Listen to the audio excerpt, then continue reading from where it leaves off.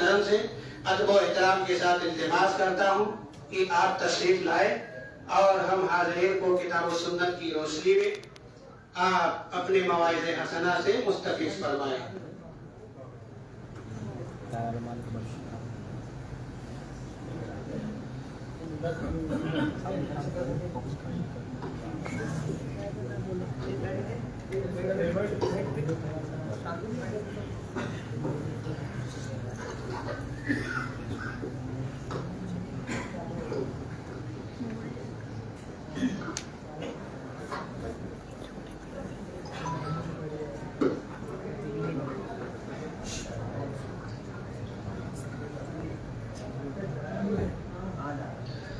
السلام علیکم ورحمۃ اللہ وبرکاتہ۔ الحمدللہ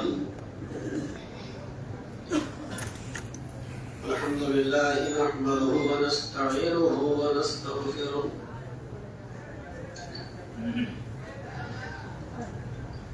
ونعوذ باللہ من شرور انفسنا ومن سیئات اعمالنا من يهده الله فلا مضل له ومن يضلل فلا هادي له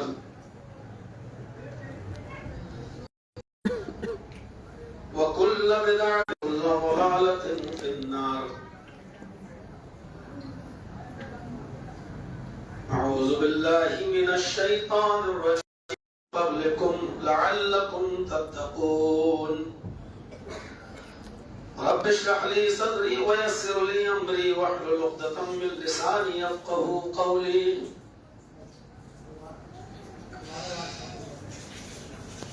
ہر قسم کی تعریف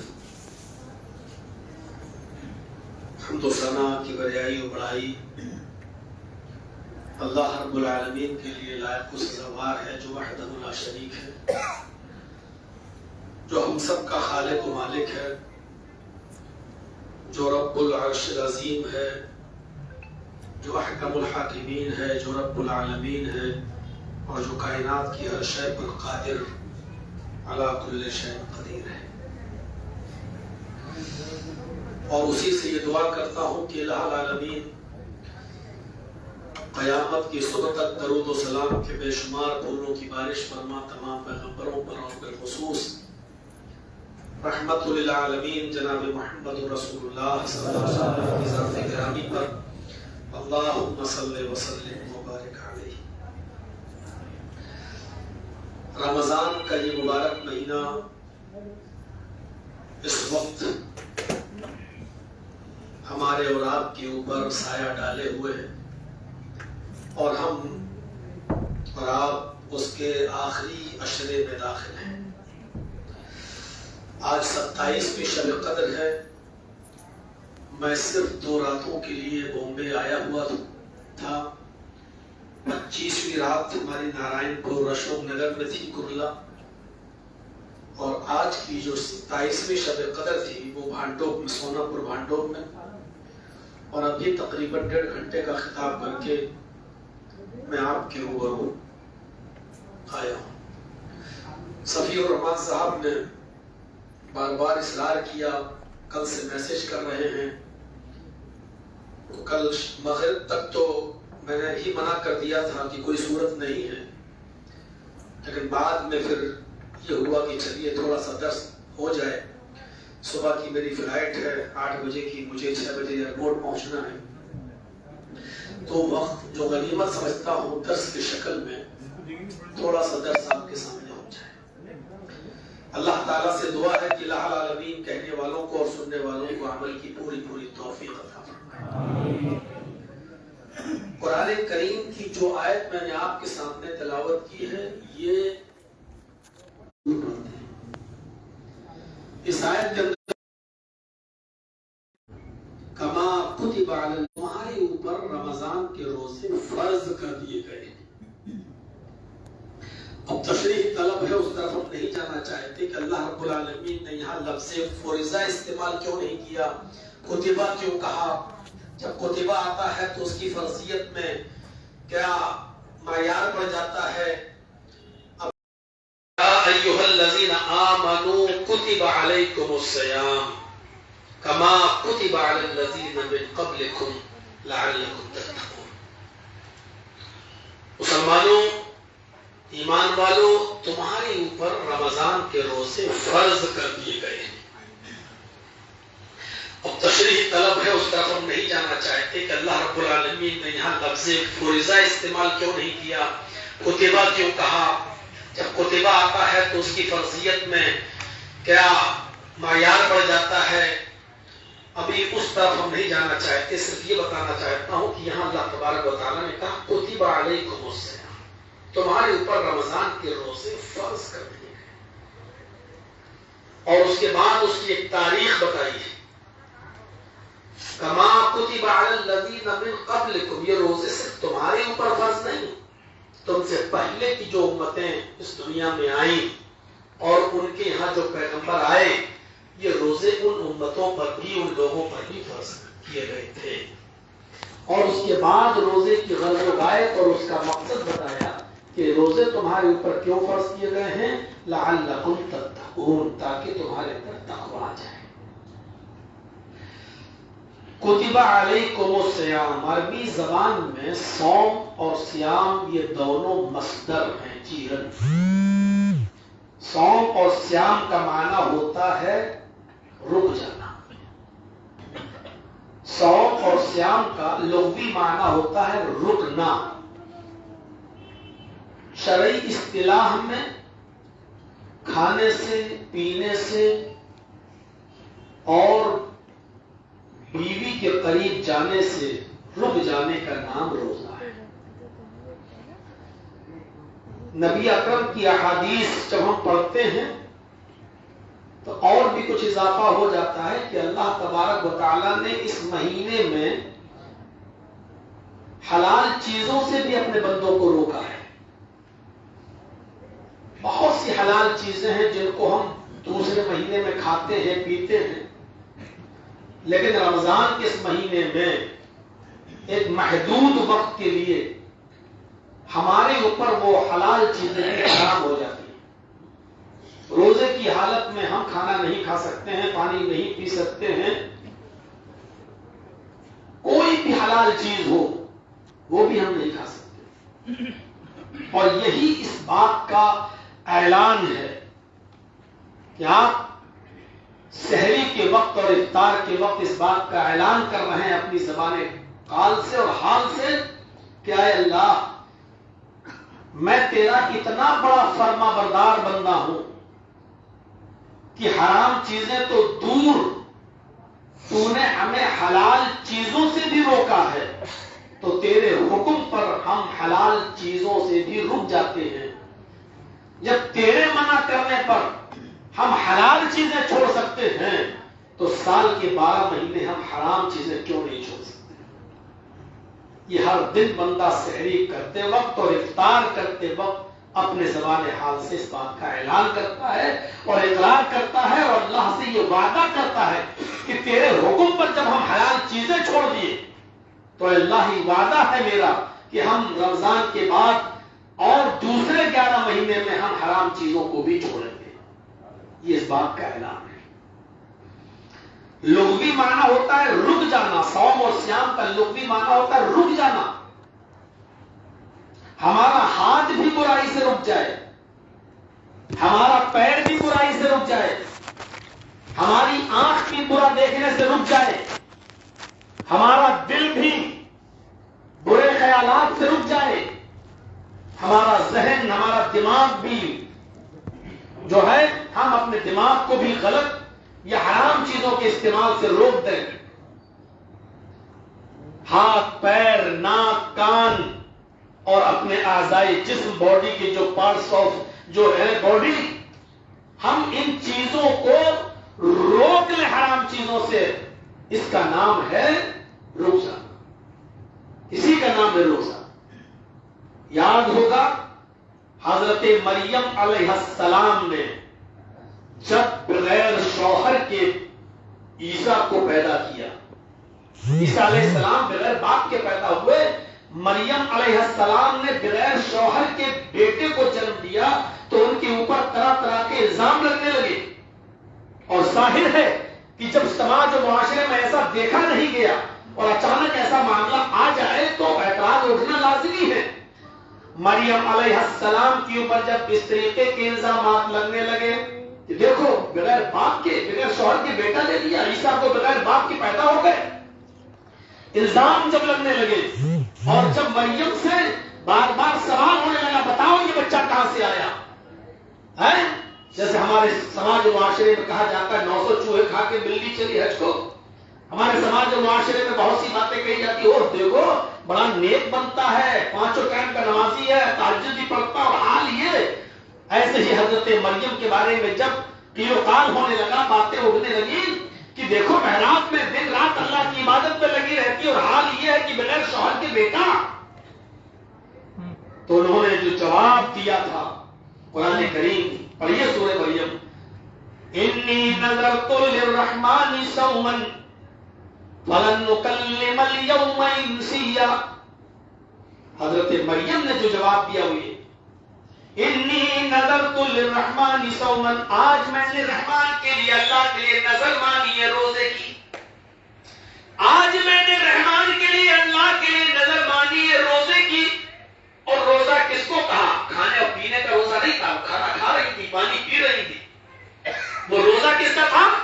آگے بیان کیا فَلَن نُكَلِّمَ الْيَوْمَ إِنسِيًّا، آج میں کسی انسان سے کلام نہیں کروں گی، آج میں کسی انسان سے گفتگو نہیں کروں گی، آج میں کسی سے بات چیت نہیں کروں گی. یعنی میں نے چپ کا روزہ رکھا ہے. لگاؤ الزام ہمارے اوپر، جو کہنا کہو، ہم اس کا جواب بھی نہیں دیں گے. میں نے خاموش رہنے کا روزہ رکھا ہے. یعنی اپنے آپ کو تمہاری لایانی باتوں کا، تمہاری فضول باتوں کا جواب دینے کا وقت نہیں ہے. ہم نہیں اس کا جواب دینا چاہتے ہیں، ہم جواب نہیں دیں گے اس کا. میں نے چپ کا روزہ رکھا ہے، اپنے آپ کو روک لیا. ورنہ ایک سے لوگ تھے، ارے بتاؤ نا کہاں سے آیا، تو دوسرا کچھ اور، دیکھو کتنی عبادت گزار بنتی. تیسرا کچھ، تو انہوں نے کیا کہا انی نذرت للرحمن صوما، آج میں نے رحمان کے لیے اللہ کے لیے نظر مانی ہے روزے کی. اور روزہ میرا اس بات کا ہے فَلَن نُكَلِّمَ الْيَوْمَ إِنسِيًّا، آج میں کسی انسان سے کلام نہیں کروں گی. یہی تو کہا ہے اللہ کے نبی صلی اللہ علیہ وسلم نے کہ اگر آپ روزے سے ہیں اور کوئی دوسرا آدمی آپ سے جھگڑا کر رہا ہے، آپ کو گالی دے رہا ہے، نبی اکرم نے فرمایا کہ وَإِن صَابَّهُ أَحَدٌ أَوْ قَاتَلَهُ فَلْيَقُلْ إِنِّي امْرُؤٌ صَائِمٌ. اگر کوئی شخص تم سے جھگڑا کرے یا تمہیں گالی دے اور آپ روزے سے ہو تو اس آدمی سے جھگڑا مت کرو، اپنے آپ کو روک لو. اور جو آدمی آپ کو گالی دے رہا ہے یا جو آدمی آپ سے جھگڑا کر رہا ہے اس سے صاف صاف کہہ دو کہ إِنِّي امْرُؤٌ صَائِمٌ، دیکھو میں روزے سے ہوں، میں روزے دار ہوں. یعنی مجھے مجبور مت کرو گالی کا جواب دینے کے لیے، مجھے مجبور مت کرو جھگڑے کا جواب دینے کے لیے. کوئی آدمی آپ کو گالی دے رہا اور آپ خاموش ہیں اور اس سے کہہ رہے ہیں دیکھو آپ جھگڑا مت کرو، گالی مت، تو میں روزے سے ہوں. کوئی آدمی آپ سے جھگڑا کر رہا اور آپ اس سے کہہ رہے ہیں کہ نہیں دیکھو میں روزے سے ہوں، تو گویا کہ آپ نے اپنے آپ کو روک لیا، آپ نے اپنے آپ کو روک لیا. تو روزہ نام ہے گالی کا جواب گالی سے نہ دینے کا. روزہ نام ہے کسی آدمی کا اگر کوئی جھگڑا کر رہا ہے تو جھگڑے کا جواب اسی کے انداز میں نہ دینے کا، بلکہ اسے یہ کہہ دینے کا کہ میں روزے سے ہوں اور میں ان تمام خرافاتوں میں نہیں پڑھنا چاہتا. تو میرے بھائیوں روزے کے معنی اور مفہوم کو سمجھنے کی کوشش کیجیے. اگر روزے نے یہ چیز ہمارے اندر پیدا کی ہے، ہمیں صبر کا مادہ ہمارے اندر پیدا کیا ہے، ہم نے گالی کا جواب گالی سے نہیں دیا ہے اور کسی کے جھگڑے کا جواب جھگڑے سے نہیں دیا ہے، تو یقیناً آپ نے روزے کو زندہ کر دیا ہے اور آپ یقیناً روزے دار ہیں. یقیناً آپ روزے دار ہیں. تو صوم اور سیام دونوں کا معنی عربی میں ہوتا ہے رک جانا. اپنے آپ کو ان چیزوں سے روک لینے کا نام، ہاتھ پیر ناک کان ان چیزوں سے روک لینے کا نام کیا ہے؟ روزہ. روزہ جس مہینے میں آتا ہے اس مہینے کا نام ہے رمضان. رمضان کیوں کہا جاتا ہے؟ جب سن 2 ہجری میں رمضان میں جو روزہ فرض کیا گیا تو اس وقت بہت سخت گرمی تھی، اور گرمی کا حال یہ تھا کہ کوئی آدمی اگر اپنے پیروں سے چپل یا جوتا اتار دے اور سڑک پہ کھڑا ہو جائے تو اس کے پیروں میں فرق پڑ جائے زبان میں رمز کے معنی ہوتے ہیں جلانا، رمز کے معنی ہوتے ہیں جھلسانا، رمز کے معنی ہوتے ہیں برباد کرنا، رمز کے معنی ہوتے ہیں مٹانا، رمز کے معنی ہوتے ہیں نیست و نابود کرنا۔ اسی رمز سے بنا ہے رمضان، جلانے کا مہینہ، مٹانے کا مہینہ، بھسم کرنے کا مہینہ، ختم کرنے کا مہینہ، نیست و نابود کرنے کا مہینہ۔ چونکہ اس پورے مہینے میں انسان نیک اعمال کر کے، اچھے کام کر کے، عبادتیں کر کے اپنے گناہوں کو جلاتا ہے، اپنے گناہوں کو برباد کرتا ہے، اپنے گناہوں کو مٹاتا ہے، اپنے گناہوں کو نیست و نابود کرتا ہے۔ اس لیے اس مہینے کا نام ہے رمضان، گناہوں کو مٹانے کا مہینہ، گناہوں کو ختم کرنے کا مہینہ، گناہوں کو جلانے کا مہینہ۔ اگر اس مہینے کے اندر انسان نیک اعمال کر کے اپنے گناہوں کو جلا نہیں سکا، اپنے گناہوں کو مٹا نہیں سکا، اپنے گناہوں کو برباد نہیں کر سکا، تو معاف کیجیے گا بڑی معذرت کے ساتھ، اس کے بعد تک کوئی ایسا مہینہ نہیں آئے گا جس مہینے کے اندر آپ اپنے گناہوں کو مٹا سکیں۔ جو لوگ بیڑی سگریٹ پان تمباکو خیری کے عادی ہیں، یہ بہت بہترین مہینہ ہے۔ اس مہینے میں آپ اپنے آپ کو چھڑا سکتے ہیں۔ صبح سے لے کر کے شام تک جب آپ کو کچھ نہیں ملتا ہے اور ان چیزوں سے آپ بچے رہتے ہیں تو یہ عادت بہت اچھی عادت بنوا سکتا ہے یہ مہینہ میرے بھائیوں۔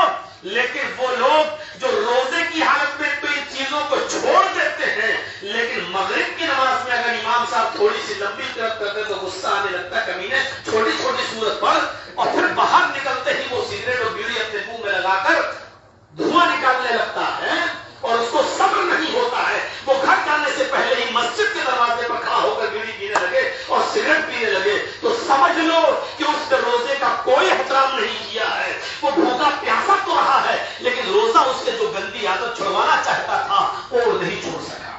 میرے بھائیوں، پھر رمضان کے نزول کا پھر مقصد کیا رہ گیا؟ پھر رمضان نے کون سا انقلاب آپ کے اندر پیدا کر دیا؟ جو روزے کی حالت میں تم ساری چیزوں کو چھوڑو لیکن افطار کے بعد آپ بیڑی اور سگریٹ نہ چھوڑ سکے تو پھر روزے نے کون سا انقلاب آپ کی زندگی میں اور ہماری زندگی میں پیدا کر دیا؟ میرے بھائیوں، اگر روزہ ہماری زندگی میں یہ انقلاب پیدا نہیں کر سکا تو پھر روزہ کس بات کا ہے؟ تو میرے بھائیوں، یہ سب چیزیں سوچنے کی ہے، یہ سب چیزیں غور کرنے کی ہیں۔ تو رمضان کا معنی ہی ہوتا ہے گناہوں کو جلانے کا مہینہ اور برباد کرنے کا مہینہ۔ ان گندی عادتوں کو اگر ہم رمضان میں نہیں چھوڑ سکے تو کسی اور مہینے میں ہم نہیں چھوڑ پائیں۔ نبی اکرم صلی اللہ علیہ وسلم نے فرمایا، اللہ ہلاک کو برباد کر دے اس شخص کو۔ کون؟ نبی اکرم کہہ رہے ہیں۔ یہ بددعا جرجیس عبداللہ عبدالرحمان جیسے لوگوں کی زبان سے نہیں نکل رہی ہے، یہ نبی اکرم کی زبان سے نکلی ہے۔ اور نبی اکرم نے بددعا، جو نبی کبھی بددعا نہ دیتا ہو، طائف میں پتھر کھانے کے بعد بے ہوش زمین پر گرے ہوں اور جب ہوش آیا تو فرشتے کہہ رہے ہیں کہو تو ان طائف والوں کو دو پہاڑیوں کے بیچ میں لا کر پیس دیں، ان کو مسل دیں، کچل دیں، تو آپ کہہ رہے ہیں نہیں، اگر آج یہ ایمان نہیں لائیں گے تو کل ان کی ہونے والی نسلیں ضرور ایمان لائیں گی۔ اللہم اہد قومی فإنہم لا یعلمون، اللہ میری قوم کو ہدایت دے، یہ جانتی نہیں کہ میں کون ہوں۔ جس نبی نے کبھی بددعا نہیں دی لیکن رمضان کے مہینے میں وہ نبی بددعا دے رہے ہیں اور کیا کہہ رہے ہیں؟ اللہ ہلاک و برباد کر دے اس شخص کو جو اپنے ماں باپ کو پائے، اپنے والدین کو پائے اور ان کی خدمت کر کے وہ جنت کو حاصل نہ کر سکے۔ اور پھر کہا کہ اللہ ہلاک و برباد کر دے اس شخص کو جو رمضان کا مہینہ پائے، رمضان کا مہینہ پائے اور رمضان کے روزے رکھ کر وہ اپنے رب کو منا نہ سکے، اپنے گناہوں کو معاف نہ کرا سکے اور اپنے آپ کو بخشوا نہ سکے، اللہ اس کو بھی ہلاک و برباد کر دے۔ میرے بھائیو، یہ نبی اکرم کی زبان سے نکلی ہوئی بددعا ہے۔ اس لیے جو والدین کے نافرمان ہیں وہ زندگی میں کبھی خوش نہیں رہ سکتے ہیں، اور جو روزے کے مہینے میں کھاتے اور پیتے ہیں وہ کبھی خوش نہیں رہ سکتے۔ بظاہر یہ خوشی تمہیں نظر آئے گی، ہو سکتا تھوڑی دیر کے لیے آپ کو لذت مل جائے، نہیں، لیکن اپنے سماج، معاشرے اور گھریلو زندگی پر آپ غور کریں۔ کسی کو کینسر کی بیماری، کسی کو ٹیومر کی بیماری، کسی کو ٹی بی کی بیماری، کسی کو کچھ اور بیماری، کوئی ایسی چیز کہ ہم کماتے تو ہیں ایک مہینے میں 1,00,000 روپیہ، لیکن جب مہینے کا آخر ہوتا ہے تو بچتا کچھ نہیں ہے، بلکہ ہماری جیب سے اور مزید خرچ ہو جاتا ہے، تو ہماری کمائی میں، ہماری دولت میں خیر و برکت نہیں۔ ان تمام چیزوں کے اسباب اور ان کے ریزن پر غور کریں تو یہی چیز سامنے آئے گی کہ ہم دیکھیں کہ رمضان کے مہینے میں ہم اس کی کتنی قدر کر رہے ہیں، کتنی قدر ہم نے کی ہے۔ رمضان کا مہینہ آیا ہی ہے گناہوں کو مٹانے کے لیے، یہاں تک کہ اللہ کے نبی صلی اللہ علیہ وسلم نے نوجوانوں کو حکم دیا، یا معاشر الشباب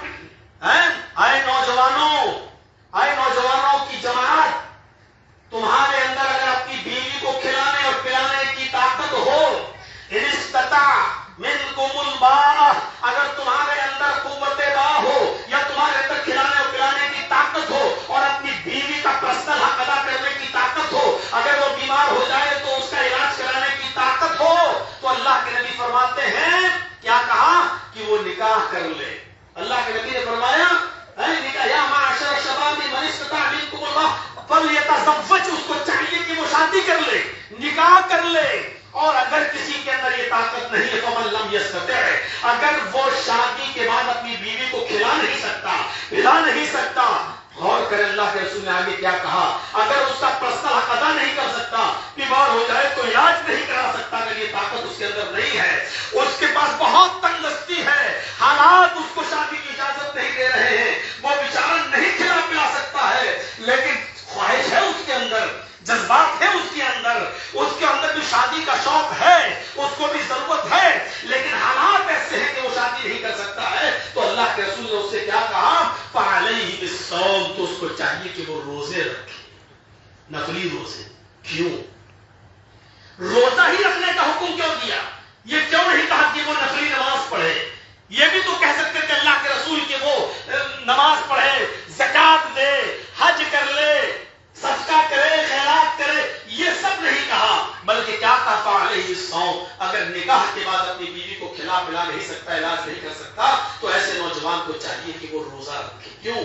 فإنه له وجاء، روزہ اس کی خواہش نفس کو توڑ دے گا.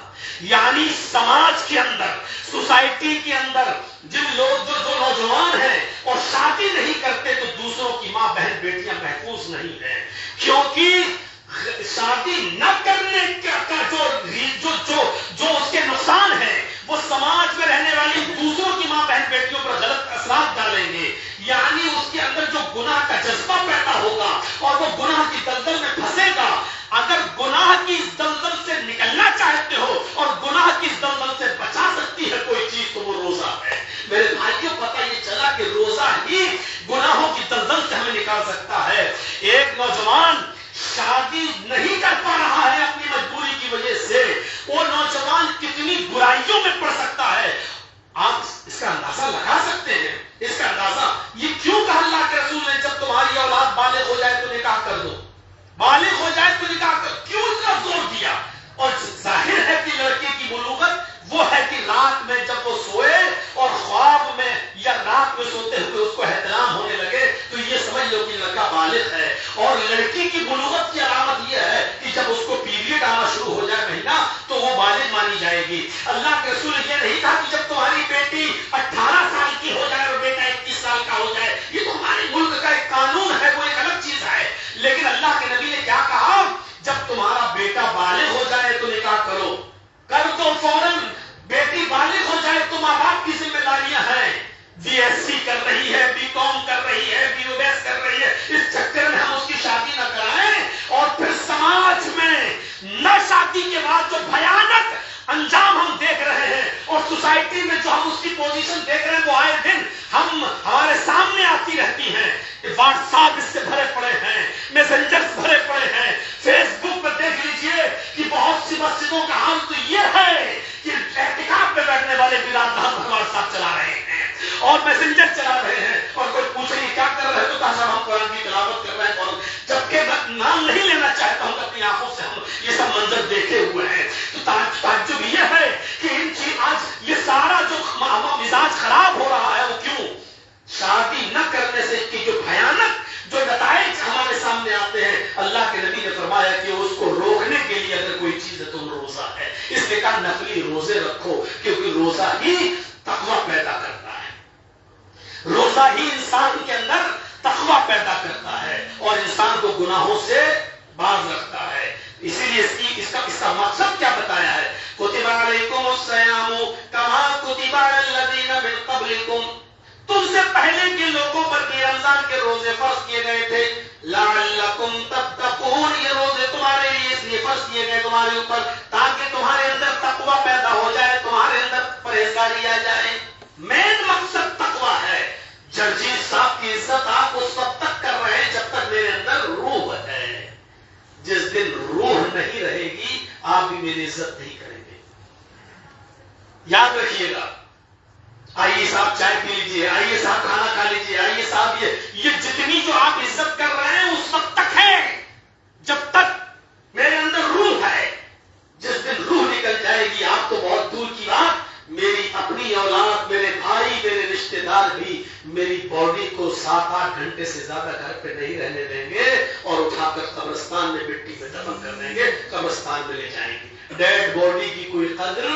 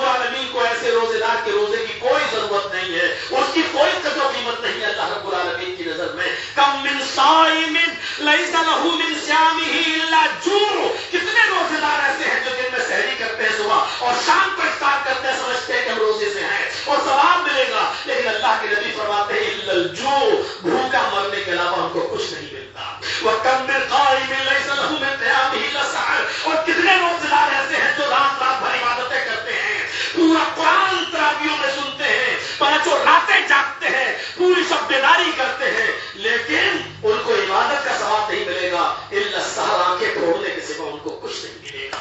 ये किन रोजेदारों के लिए कहा गया और किन रात जागने वालों के लिए कहा गया है? ये कौन सी रात जागने का तरीका है कि हम थोड़ी देर के लिए तरावी पढ़ें और फिर चाय की होटलों पे जाके हम चाय नोशी करें और वहीं से मूड बन गया तो जरा कुरला चले जाएं और दूसरी जगह चले जाएं और सीख और कबाब और पराठे खा खाकर हम पूरी रात गुजार दें। ये ज़हनी अय्याशी है इस रात के साथ, ये खिलवाड़ है इस रात के साथ, ये मजाक है इस रात के साथ, ये नाकदरी है इस रात की। अल्लाह की कसम मेरे भाइयों, ऐसी रात जागने वालों को कोई सवाब नहीं मिलेगा। ऐसे रात जागने वालों की रातें नहीं है बल्कि आंख खोल रहे हैं। ये ज़हनी अय्याशी है इस रात के साथ। ये कौन सा तरीका है कि जगजीत साहब आ जाए तो सेल्फी लेने के लिए दौड़ पड़ो? ये कौन सा तरीका है कि आप मोबाइलों में फोटो लेना शुरू कर दो? ये कौन सा तरीका है कि आप अपने लिए फोटो ले लेकर आप शेयर करें कि साहब जगजीत साहब से हमारी मुलाकात हुई? इन रातों की नाकदरी मत करिए। किसी भी चीज की जरूरत के तहत तो जवाब निकलता है, लेकिन ये कोई जरूरत नहीं है कि हम आपके पास आए और तकरीर खत्म करें और आप सेल्फी लेने लगे, आप फोटो खींचने लगे। ये कौन सी जरूरत है मेरे भाइयों? मेरी समझ में नहीं आता है। कयामत के दिन सबसे ज्यादा सख्त अजाब उसको होगा जो दुनिया में नाजायज तौर पर तस्वीरें बनाता होगा और खींचता होगा। तो मेरे भाइयों, सबसे ज्यादा सख्त अजाब बताया है इसको, सबसे ज्यादा सख्त अजाब। तो इस तरीके की रातों को इबादत में गुजारिए और ज़हनी अय्याशियों से अपने आप को बचाइए। लअल्लकुम तत्तकून, ये तकवा अपने अंदर पैदा कीजिए। हजरत उमर इब्न काब से हजरत उमर फारूक ने पूछा, अमीरुल मोमिनीन ने पूछा, हजरत उमर ने पूछा, ये तकवा किसे कहते हैं, तकवा क्या है? तो उमर इब्न काब रज़ियल्लाहु ताला अन्हु ने कहा, आए उमर, आए अमीरुल मोमिनीन, कभी आप जंगल में गए हो? कहां गए? जंगल में कांटे ही कांटे हो, खारदार झाड़ियां हो, गुजरना जरूरी हो तो क्या आप कैसे गुजरेंगे? कांटे ही कांटे बिछे हुए हैं तो आप कैसे जाएंगे? तो कहा कि हम कांटों से बच बच के गुजरेंगे, चीर चीर के जाएंगे, बच बच के जाएंगे कि कोई कांटा चुभ न जाए। हजरत उमर इब्न काब ने फरमाया, आए अमीरुल मोमिनीन, अगर बहुत ज्यादा बचने के बावजूद ज्यादा कांटे बिछे हो, जंगल में झाड़ियां ही झाड़ियां हो, जमीन पर भी कांटे कांटे पड़े हो, बहुत ज्यादा बचने के बावजूद भी दो चार कांटे अगर पैर में चुभ जाएं और खून निकलने लगे, जख्मी कर दे तुमको, तो तुम क्या करोगे? हजरत उमर ने कहा, बहुत ज्यादा बचने के बावजूद भी अगर दो चार कांटे लग जाए और हमको जख्मी कर देंगे तो हम मरहम पट्टी कर लेंगे, उसका इलाज कर लेंगे। हजरत उमर इब्न काब ने कहा, आपने तो बता दिया तकवा किसे कहते हैं, यही तो तकवा है। जिस तरह जंगल में कांटे ही कांटे हो तो कांटों से बच बच के गुजर जाते हो, इसी तरीके से दुनिया के अंदर गुनाहों का जाल बिछा हुआ है, कदम कदम पर आपको गुनाह मिलेंगे। मस्जिद से बाहर निकलिए, गुनाह के दरवाजे खुले हुए हैं, मार्केट में जाइए, गुनाह के अड्डे खुले हुए हैं, थोड़ा सा और अच्छी मार्केट में चले जाइए तो और ज्यादा गुनाह, कोई और अच्छी मार्केट में चले जाइए तो और बड़ा गुनाह। तो ये तो गुनाहों का जाल बिछा हुआ है दुनिया के अंदर। जैसे जंगल में गुनाहों से बच बच के गुजर जाते हो कांटों से, इसी तरीके से दुनिया में गुनाहों के जाल बिछे हुए हैं, इससे बच बच के गुजर जाओ। जैसे जंगल में बहुत ज्यादा गुनाह, कांटों से बचने के बावजूद दो चार कांटे चुभ जाएं, जख्मी हो जाओ तो उसका इलाज कर लेते हो, ऐसे ही इस दुनिया में गुनाहों का जाल कदम कदम पर बिछा हुआ है। बहुत ज्यादा गुनाहों से बचने के बावजूद इंसान होने के नाते से कुछ गुनाह हो ही जाएंगे, कुछ खताएं हो ही जाएंगी। फरमाया तो उनका भी इलाज कर लो, और उनका इलाज यह है कि तौबा और इस्तिग़फ़ार कर लो, अपने गुनाहों की तौबा कर लो। ये तक़वे का माना है। ये तक़वा हमारे अंदर आया। आज 27वीं शब कद्र है, इसके बाद एक और मिलेगी। जब ये महीना रुखसत होता था तो सहाबा का क्या हाल होता था, हम देखें, उन तमाम चीजों पर चले और गौर करें कि ये बरकतों वाला महीना जा रहा है। हमारी औरतें ईद की खुशियों के लिए निकलती हैं, पूरा मार्केट बढ़ जाता है औरतों से, लगता है कि मर्दों का त्योहार ही नहीं है, ईद इन्हीं के लिए है। मेरे भाइयों जरा तसव्वुर करो, हमारे लखनऊ में आ जाइए तो आज की रात ऐसा लग रहा होगा 27वीं शब कद्र कि ये मर्दों की है ही नहीं। आज एक मर्द को भी बाजार में जगह नहीं मिलेगी पूरी तरीके से। ये रात इस तरीके की खर्च हो रही है, फजर तक होटलें खुली हो और फजर तक मेरे भाइयों कपड़े की दुकानें खुली हुई हो, तो फिर इस रात की अहमियत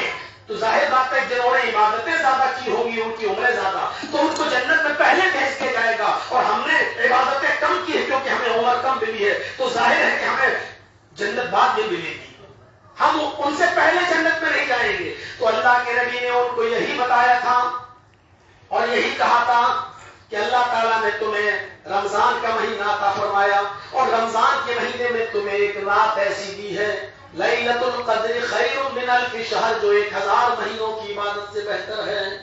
1000 مہینوں کی عبادت، 5 راتیں جاگنا ہے آپ کو، کوئی تعین نہیں ہے کون سی رات ہے، جس میں 27ویں رات کی تھوڑی سی اہمیت آئی ہو، سب روایتیں ضعیف، بلکہ بہت سی تو موضوع اور منگھڑت بھی ہیں۔ تو میرے بھائیوں 21، 23، 25، 27، 29 یہ ہمیں 5 راتیں جاگنا ہے۔ ابن تیمیہ وغیرہ کا تو نظریہ یہ ہے کہ راتیں بدلتی بھی رہتی ہیں، اگر آج 21ویں رات ہو گئی تو ضروری نہیں کہ اگلے سال بھی 21ویں ہو، کبھی 23ویں بھی ہو سکتی ہے، کبھی 25ویں بھی ہو سکتی ہے، کبھی 29ویں بھی ہو سکتی ہے۔ تو میرے بھائیوں یہ راتیں بدلتی بھی رہتی ہیں، 5 جاگنا اور 5 میں سے کوئی ایک ہے۔ مان لیجیے کسی کو اللہ نے 60 سال کی عمر دی ہے، 20 سال تک اس نے کھیل کود اور بچپنے میں گزار دی، لیکن 20 سال کے بعد وہ رمضان کے روزے بھی رکھ رہا ہے اور راتیں بھی جاگ رہا ہے، تو 60 سال تک 40 مہینے اس نے پائے ہیں۔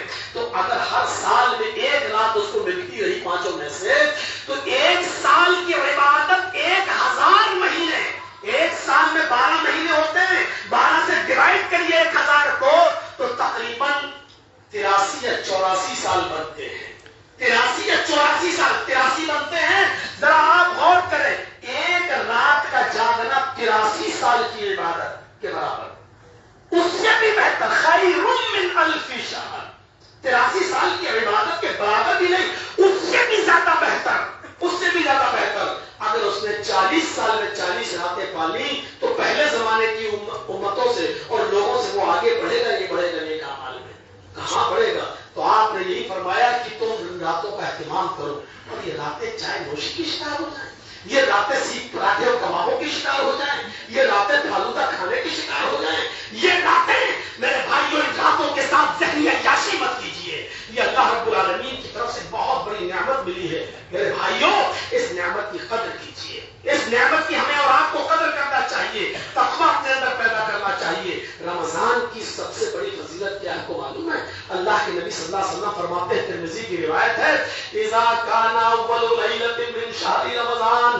جب رمضان کے مہینے کی پہلی رات ہوتی ہے، پہلی رات 29 شعبان، 30 شعبان کا چاند ہوا رمضان کا، یہیں سے یہ مہینہ شروع ہو گیا، جیسے ہی چاند ہوا مہینہ شروع، یہی اسی پر ڈیپینڈ کریے گا ساری چیزیں۔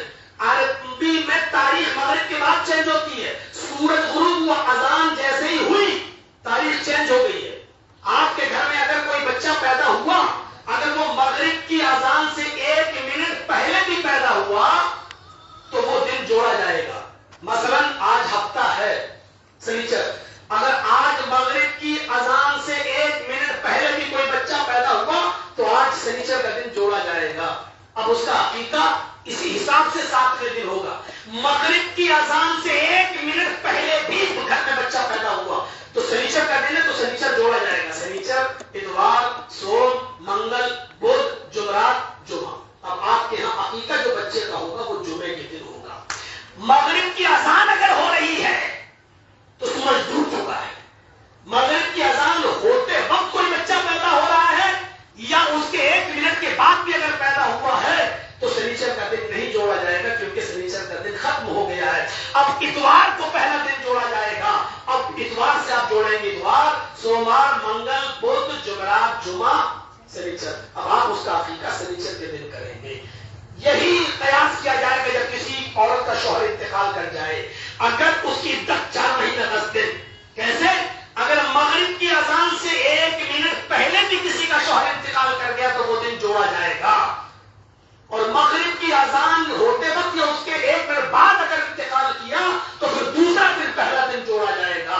اسی پر قیاس کریے گا، اذا کان اول لیلۃ من شہر رمضان، جب رمضان کی پہلی رات ہوتی ہے، یعنی ابھی روزہ شروع بھی نہیں ہوا، ابھی ہم نے اور آپ نے سحری بھی نہیں کھائی، لیکن اللہ کی رحمت دیکھیے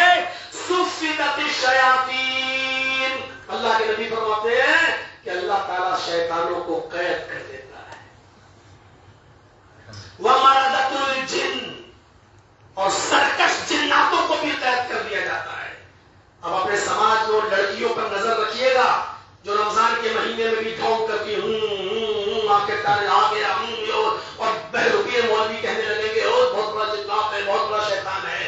حدیث پر بھی غور کرتے جائیے گا۔ وَمَرَدَةُ الْجِنِّ، اللہ کے نبی کہتے ہیں کہ اللہ تعالیٰ اس مہینے کا چاند جیسے ہوتا ہے شیطانوں کو بھی قید کر دیتا ہے اور سرکش جنوں کے پیروں میں بھی بیڑیاں ڈال دیتا ہے، ان کی بھی گرد کو کمزور کر دیتا ہے۔ اب سوال ایک پیدا ہوتا ہے کہ مولانا صاحب جب رمضان کے مہینے میں شیطانوں کے پیروں میں بیڑیاں ڈال دی گئی تو پھر لوگ سیخ کباب پراٹھا کھانے کیوں جا رہے ہیں؟ پھر چائے کی ہوٹلوں پہ پوری رات کیسے گزار رہے ہیں؟ پھر اور آپ کی جھوٹ کیوں بول رہا ہے؟ آپ کی بات اپنی جگہ پر صحیح ہے، لیکن پورے سال جنہوں نے شیطان سے دوستی کر رکھی ہو، اپنے دل میں اس کو رکھا ہو، اور شیطان نے جس کے دل میں بچے اور انڈے دیے ہوں، اس سے یہ امید آپ رکھیں گے کہ ایک مہینے میں سب کچھ چھوڑ دے گا؟ نہیں، اس طرف ابھی ہم نہیں جانا چاہیں گے کیونکہ ہمارے پاس اتنا وقت نہیں ہے۔ میرے بھائیوں ذرا تصور کرو، لیکن پھر بھی اتنا بتا دوں کہ اس مہینے میں انسان جتنی عبادتیں کر لیتا ہے کسی اور مہینے میں نہیں، اس مہینے میں جتنی تلاوت کر لیتا ہے کسی اور مہینے میں نہیں، اس مہینے میں جتنا وہ راتوں میں عبادت کر لیتا، قرآن پڑھ لیتا، دوسرے اور مہینے میں نہیں۔ یہ اسی بات کا نتیجہ ہے کہ شیطان قید ہے اور بہکانے کی طاقت اللہ رب العالمین نے ورغلانے کی طاقت چھین رکھی ہے۔ تو اس بات کو یاد رکھیے۔ تو کیا کہا؟ پہلی فضیلت کیا ہے؟ سفدت الشیاطین، شیطانوں کو قید کر دیا جاتا ہے۔ دوسری فضیلت وَمَرَدَةُ الْجِنِّ، اور سرکش جناتوں کو پیروں میں بیڑیاں ڈال دی جاتی ہے۔ تیسری فضیلت وَغُلِّقَتْ أَبْوَابُ النَّارِ، جہنم کے دروازے بند کر دیے جاتے ہیں۔ فَلَمْ يُفْتَحْ مِنْهَا، بعد کوئی دروازہ کھولا نہیں جاتا۔ جہنم کے دروازے سال کے 12 مہینے بند رہتے ہیں، لیکن رمضان میں اس کی شدت اور بڑھ جاتی ہے۔ اللہ کی رحمت ہے کہ وہ 12 مہینے جہنم کے دروازے بند رکھتا ہے۔ بالکل اس کی کنڈیشن یہ ہوتی ہے جیسے جیل خانے اور پاگل خانوں کے دروازے بند رہتے ہیں۔ جب کوئی مجرم کورٹ سے سرنڈر کر کے جب جیل کے حوالے بھیجا جاتا ہے، جب مجرم جیل کے دروازے پر پہنچتا ہے تب دروازہ کھولا جاتا ہے اور اس کے بعد بند کر دیا جاتا ہے۔ یا کسی کی ضمانت اور بیل ہو جائے تو دروازہ کھولا جاتا ہے، اس کو باہر کر دیا جاتا ہے اور پھر دروازہ بند کر دیا جاتا ہے۔ جیسے جیل خانوں اور پاگل خانوں کے دروازے ہر وقت بند رہتے ہیں، جب مجرم وہاں پہنچتا ہے تب کھولے جاتے ہیں، ایسے ہی اللہ رب العالمین کی رحمت ہے کہ اس نے جہنم کے دروازوں کو سال کے 12 مہینوں کے لیے بند کر دیا۔ رمضان میں اور اس کی شدت بڑھ گئی، اور کہا دیکھ ہم نے جہنم کے دروازے بند کر دیے۔ ہم نہیں چاہتے کہ تو جہنم میں جا، لیکن تو گناہ کر کر کے خود جب دروازے تک آ گیا، جب دروازے تک پہنچ ہی گیا تو پھر دروازہ کھلتا ہے اور تم اندر چلے جاتے ہو۔ یہ اللہ کی رحمت ہے کہ دروازے بند رہتے ہیں۔ اور چوتھی خصوصیت وَفُتِحَتْ أَبْوَابُ الْجَنَّةِ فَلَمْ يُغْلَقْ مِنْهَا بَابٌ، جنت کے دروازے کھول دیے جاتے ہیں اور پھر کوئی دروازہ بند نہیں کیا جاتا۔ جیسے جہنم کے دروازے 12 مہینے بند رہتے ہیں لیکن رمضان میں اور زیادہ شدت ہو جاتی ہے، ایسی رمضان کے دروازے جنت کے دروازے 12 مہینے کھلے رہتے ہیں۔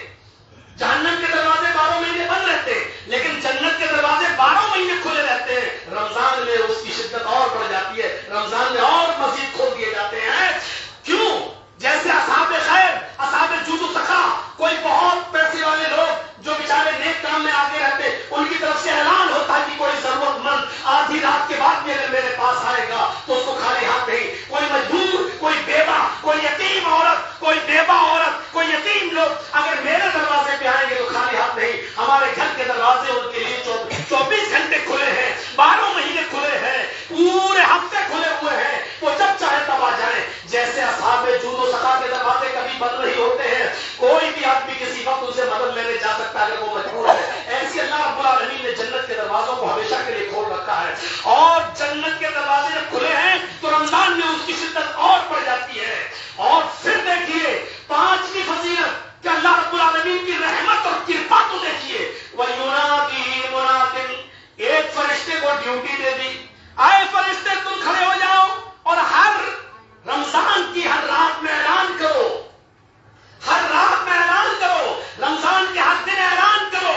اور وہ فرشتہ اعلان کرتا ہے وَيُنَادِي مُنَادٍ یا باغی الخیر اقبل، اے نیکیوں کے کرنے والے نیکیوں میں آگے بڑھ جا، وَيَا باغی الشر اقصر، اے گناہ کے کرنے والے گناہ سے باز آ جا۔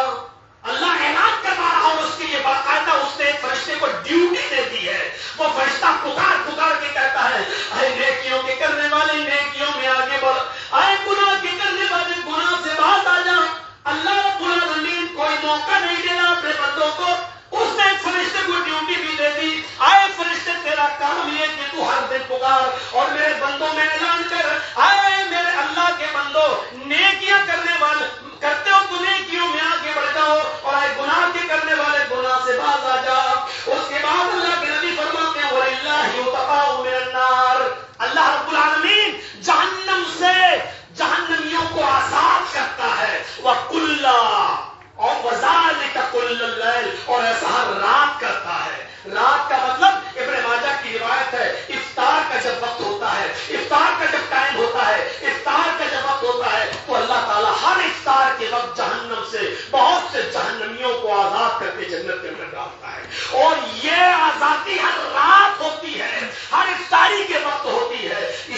کہا گیا کہ افطار کے وقت دعا مانگا کرو، اور اس میں یہ بھی دعا شامل کر لو کہ اللہ تو ہر افطار کے وقت جہنمیوں کو آزاد کرتا ہے. اگر میرے ماں باپ، اگر میرے دادا دادی، نانا نانی، میرے اقربا، میرے رشتے دار اگر جہنمی ہیں، اے اللہ تیری رحمت برس رہی ہے، تو آزاد کر رہا ہے، اس میں ہمارے اقربا کو بھی آزاد کر دے، ہمارے والدین کو بھی آزاد کر دے، ہمارے ماں باپ کو بھی آزاد کر دے. یہ دعا مانگیے، کیوں اپنی دعا کا حصہ بنائیے. افطار کے وقت بھی آج ہم ہو کر رہے ہیں، تماشا کر رہے ہیں. مسجدوں کا ادب و احترام ہمیشہ برقرار رکھیے. یہ صرف رمضان ہی میں نہیں، رمضان کے بعد بھی. جب میں یہاں آیا کتنا چور، کتنا ہنگامہ. ابھی آپ مسجد کے ادب و احترام تو نہیں جانتے میرے بھائیوں. پڑھیے بخاری، حضرت عمر فاروق کے سامنے جب وہ خلیفہ بنائے گئے، امیر المومنین بنے، تو دیکھیے کہ مسجد نبوی کے اندر دو لوگ آئے تھے طائف سے، اور وہ لوگ مدینے میں کچھ کام کرتے تھے اور شام کو آ کر اپنا حساب کتاب کرتے تھے. تم نے کتنا کمایا، میں نے اتنا کمایا، تم نے کتنا مال بیچا، ہم نے اتنا مال بیچا. وہ اپنا حساب کتاب کرتے تھے. حضرت عمر فاروق نے دیکھا کہ یہ دونوں کچھ گفتگو کر رہے ہیں، تو باہر نکلے اور ایک کنکری اٹھائی زمین سے اور ان کی طرف ایسے پھینکی، ایسے. ان کے پاس جب کنکری گری تو انہوں نے پیچھے مڑ کے دیکھا تو حضرت عمر فاروق نے اشارہ کیا باہر نکلو، یعنی بولے نہیں. مسجد کا ادب دیکھیے. آپ کہہ سکتے تھے باہر آؤ، لیکن نہیں، آپ نے یہ بھی نہیں کہا. کنکری اٹھائی، ان کی طرف پھینکی. جب انہوں نے پیچھے مڑ کے دیکھا تو کہا یعنی مسجد کے باہر آؤ. جب وہ اٹھے باہر آنے لگے تو فرمایا یعنی جو کنکری میں نے پھینکی اس کو اٹھا کر لاؤ. اس کو اٹھا کر لائے، باہر پھینک دیا. حضرت عمر فاروق نے اپنی کمر سے کوڑا نکالا اور کوڑا نکالنے کے بعد ہوا میں گھمایا اور ان سے پوچھا تم کہاں سے آئے ہو؟ میں نے تمہیں اس سے پہلے نہیں دیکھا، آج میری نظر تمہارے اوپر پڑی ہے. کہاں کے رہنے والے ہو جو مسجد میں یہ دنیاوی باتیں کر رہے تھے اور حساب کتاب کر رہے تھے، لین دین کر رہے تھے؟ کہا امیر المومنین ہم لوگ طائف کے رہنے والے. حضرت عمر نے کوڑا لپیٹ لیا اور سمیٹتے ہوئے کہا اللہ کی قسم اگر تم طائف کے نہ ہوتے، اگر طائف کے نہیں ہوتے، پردیسی نہ ہوتے، تو آج عمر اپنے کوڑے سے تمہاری چمڑی ادھیڑ دیتا، اتنا مارتا کہ تمہاری کھال آج ادھڑ جاتی. مسجد کا جو ادب و احترام نبی کے زمانے میں تھا وہ آج بھی رہے گا اور قیامت تک رہے گا. مسجد اللہ کا گھر ہے، اس میں صرف عبادت ہوگی، دنیاوی کاروبار نہیں ہوگی. اسی لیے تو کہا گیا ہے، حدیثوں میں آتا ہے کہ اگر مسجد سے کوئی آدمی اعلان کرے کہ میری بکری کھو گئی ہے، میں کسی کو ملے تو دے، تو اعلان کے جواب میں کہنا چاہیے کہ اللہ کرے کہ تجھے تیری بکری نہ ملے. اعلان ہو کہ فلاں کی گھڑی کسی کو ملی ہو تو دے دے، فلاں کا موبائل ملا ہو تو دے دے، اس کے جواب میں کہنا چاہیے اللہ کرے کہ تجھے تیری کھوئی ہوئی چیز نہ ملے. اگر اس طریقے کے اعلانات مسجد میں ہونے لگے تو آتے رہیں گے، جاتے رہیں گے، علماء پیدا ہوتے رہیں گے اور آتے رہیں گے اور جاتے رہیں گے.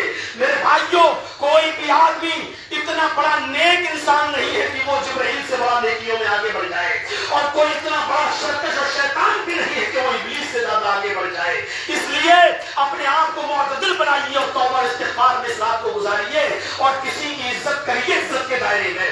ایسی عزت کسی بھی عالم کی نہیں ہونی چاہیے کہ یہاں مسجد کا ادب چلا جائے، مسجد کا احترام ختم ہو جائے اور آپ کسی بھی عالم کی سیلفیاں لے کر اپنے آپ کو بہت بڑا سورما مت بنائیے، اور کسی بھی مولوی کی سیلفی اپنے موبائل میں لے کے آپ جنتی نہیں ہو جائیں گے. میرے بھائیوں، ان راتوں کی قدر کیجیے. مجھے نکلنا ہے اور جانا ہے، اس لیے یہ 1 گھنٹے کا خطاب میں نے آپ کے سامنے رکھا ہے، اسی پر میں اکتفا کرتا ہوں. اللہ سے ڈریے اور یہ چند دن جو رہ گئے اس کو توبہ اور استغفار میں گزار دیجیے. اپنے روٹے ہوئے رب کو منا لیجیے، اپنے رب کو منا لیجیے، اپنے پروردگار کو منا لیجیے. اور وہ رحمت والا ہے، وہ کہتا ہے کہ مانگو مجھ سے میں تمہیں دوں گا. اس نے تو حکم ہی ادعونی استجب لکم، تم مانگو دوں گا میں، ادعونی استجب لکم. کسی آدمی کو مانگنے پر نہ ملے تو یہ نہ کہے کہ یار ہم تو مانگ رہے ہیں، نمازیں بھی پڑھتے، روزہ بھی رکھتے ہیں، سب کچھ کر رہے، پھر بھی اللہ نہیں دے رہا ہے. مانگنا تمہارا کام، دینا اس کا کام. نہیں دے رہا تو اس میں اس کی مصلحت ہے. آپ کا بچہ بیمار ہو جائے، نیمونیا ہو جائے، ڈاکٹر کے پاس آپ لے کے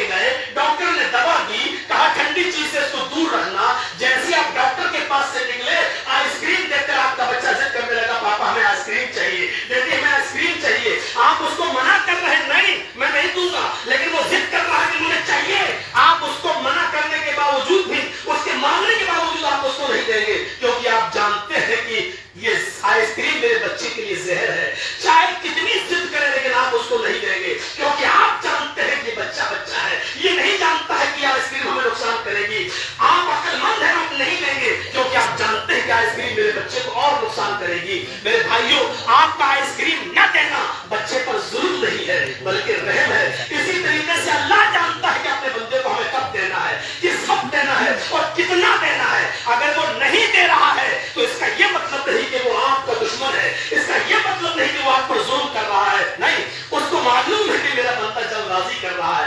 ابھی نہیں, ہم 6 مہینے بعد دیں گے, 1 سال بعد دیں گے, 2 سال بعد دیں گے. ابھی اگر دے تو ہو سکتا ہے کہ بیٹا مانگ رہا ہو, یہ بیٹا اس کو آگے بڑا ہو کر یہی قتل کر دے, یہی چھوٹ کر دے, یہی گولی مار دے. اللہ جانتا ہے کہ کب دینا چاہیے اور اللہ یہ بھی جانتا ہے کتنا دینا چاہیے. آپ کہ اللہ یہ دے, یہ دے, یہ دے, یہ دے, لیکن اللہ جانتا ہے کہ میرا بندہ لالچ میں بہت کچھ مانگ رہا ہے, اس کے لیے کتنا مناسب ہے. تو آپ مانگیے اللہ سے, لیکن دینا نہ دینا, کتنا دینا, اس کو اللہ کے ہاتھ میں چھوڑ دیجیے اور مانگیے, اللہ آپ کو دے گا. میرے بھائیوں اگر آپ کو کچھ دنوں کے لیے نہیں دے رہا ہے تو اس کا مطلب یہ ہے کہ اللہ کی نظر میں اس وقت نہ دینا ہی بہتر ہے, کیونکہ اس مصلحت کو وہی سمجھتا ہے, ہم نہیں سمجھ سکتے ہیں.